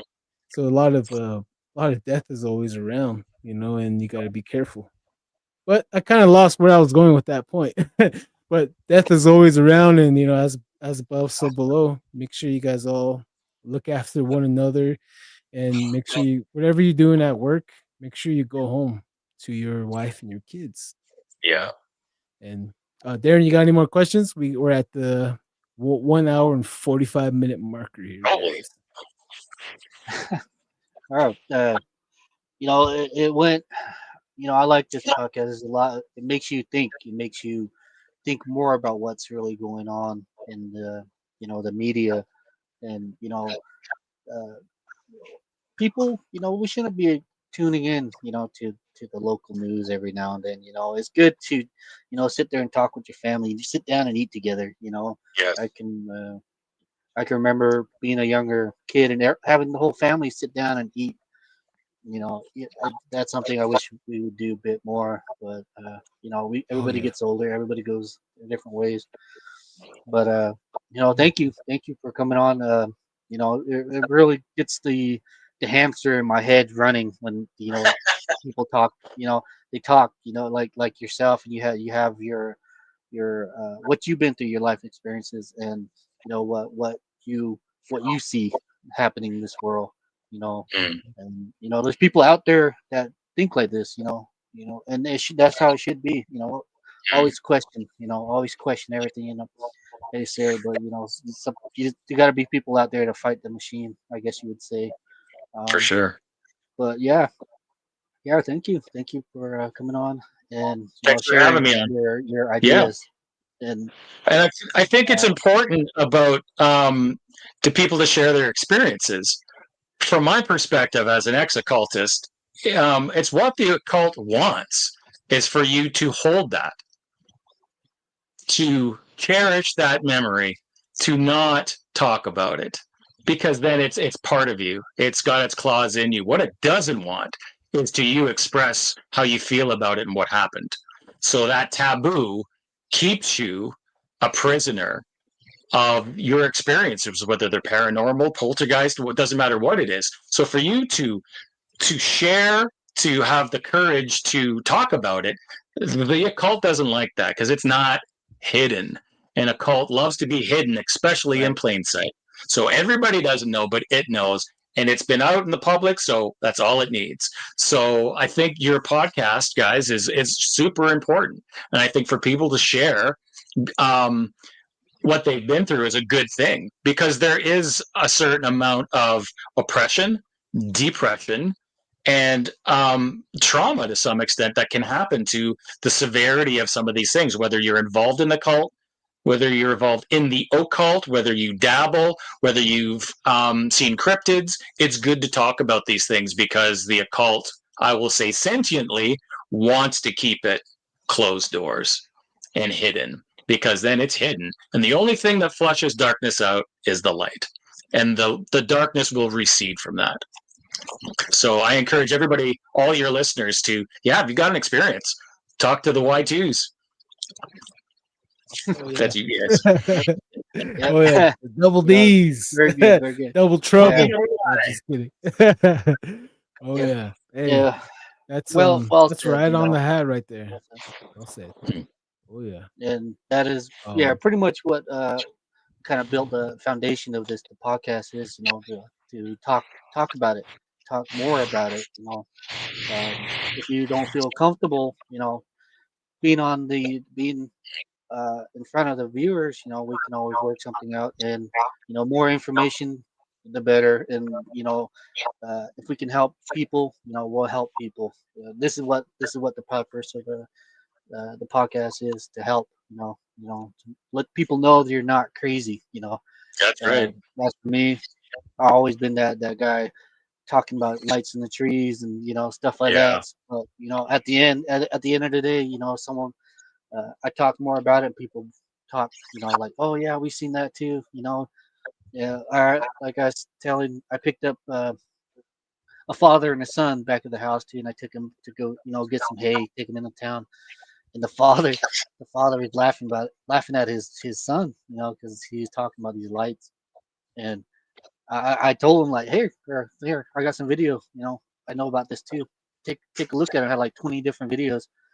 And Wow. after a while, he's like, see, I told you, I told you, Dad, I told you, stuff like that's just going on. And the dad was sitting there literally just looking at the videos that I had of these lights in the sky. So at the end of the day, uh, something's going on, and this is one thing you should do. Talk about it. Yep. So saying that, thank you for chatting. Thank you. Thank you guys. Before we head out, we'll say the laters from our guests here, or from our viewers here. They want to say laters real quick. Hello, Don and Darren and Chris. Much love from Boulder. Just got home and stopped in to say hello and show some love. Oh, thank you, Heidi. Nice. Thanks for stopping in. And Johnny Hoskins. Oh, come on, late again. Glad to be here anyways. Yep. Hey, glad for you to hop in on us, Johnny. Z Sun Dragon, great show, guys. Oh, thank you, guys. Oh yeah. Thank you. And that girl 84, heart, star. Oh yeah, sleep tight. Thank you guys for joining us here. Yeah, as far as oh yeah. I remember I wanted to ask you. You guys have your own lake monster up there, right? Was it Ogopogo, right? Ogopogo, yeah. Yeah. It's funny enough, Ogopogo spelled backwards is Ogopogo. Yeah. Who would know? Not Illuminati. Spelled backwards both ways. So, man, I just had to the show too. So, yeah. So my cousin actually. My cousin actually lives right on the lake. You could literally spit off his back porch into the lake, and the res is right at the head of the lake. So Squally Point is down yet from him, but that's the old stomping grounds. They say Squally Point was where the creature was seen a lot. But there's a lot of videos out there. Everybody believes it's fact. I don't know anybody that lives out there that thinks it's not. The Okanagan Indians out there have long believed, and they used to throw stuff off the canoes, live birds and stuff. So they would get those, and they could get the heck out of there and canoe past Squally Point, so they wouldn't get attacked, right? Yeah. But yeah, very much. So definitely. Oh, here, hold on. 3. Oh, part 3. We gotta bring you back on, and there it is. Nice. Pogo. Yeah. So the next time we bring you back on, we'll definitely go in more with the Wendigo and Ogopogo. How about that? Will do. I will locate those books so I have those chapters paged out. We can I'll photocopy them and everything. Nice. Oh man, that is what's up. Another last hello from Mish. Hello. Hello. Funny enough, played backwards is funny enough. All right, guys. I'm trying to think if I have any more final questions for you. But other than that, though, I think we'll just take this show in for a landing right now. And awesome. Zach there today. Yeah. Don't forget to like and subscribe. Share. Oh yes. Share, spread the word. Yes. So yeah. Don't be a turd. Spread the word. I'm just kidding. Thank you guys. Everyone's just getting freebies, man. Like a lot of people are listening and watching, and they're not subscribing. They're not liking. So please do me a favor. Don't be a cherry picker, please. Yeah, free to like and subscribe. Yeah. We appreciate that. And other than that, though, we're gonna take this in for a landing. Chris and Darren, or we'll go with Chris first. You want to say laters to everyone? Then we'll go with Darren. Thank you. Thanks for having me on. Thank you, everybody, for listening, and catch you next time. All right, Chris. We'll Likewise. catch you again later. Likewise. Thank you. Learned a lot. Oh yeah, for real, huh? Every time, every episode, we learn something new. Like I love doing this. You want to say your laters, Darren? Say laters to everybody. Oh yeah. Say goodbye. Laters. You guys have a good one. Everybody have a good one. Tune in next week. Okay. All right. Okay. We'll say hi, everyone. Say later to Darren. All right. Well, it's about that time again, guys. I'd like to say thank you for tuning in to Don't Whistle at Night. We've been broadcasting live here on the United Public Radio Network, 107.7 FM in New Orleans. And I'd like to say thank you to Ry Voss for the lovely intro. It's fire, it's bomb, whatever you want to call it. We love it. From Ry Voss from Codega's Codex of Curiosity. And if you were here, you were on the last show with Sean Kelly, Into the Night. We like to give him a shout out for handing the torch on to us. So you guys have a great night. Enjoy your week. Make sure you stretch your back, lift properly. We'll see you Sunday. Goodbye. Oh, keep your eyes open out there. Stay weird. Don't whistle at night. Bye.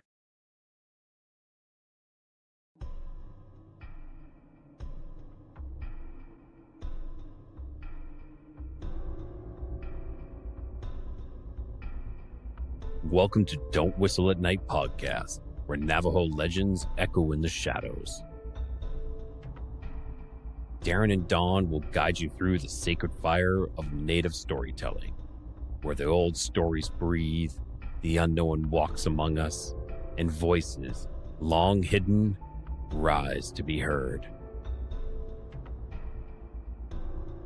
And remember, don't whistle at night.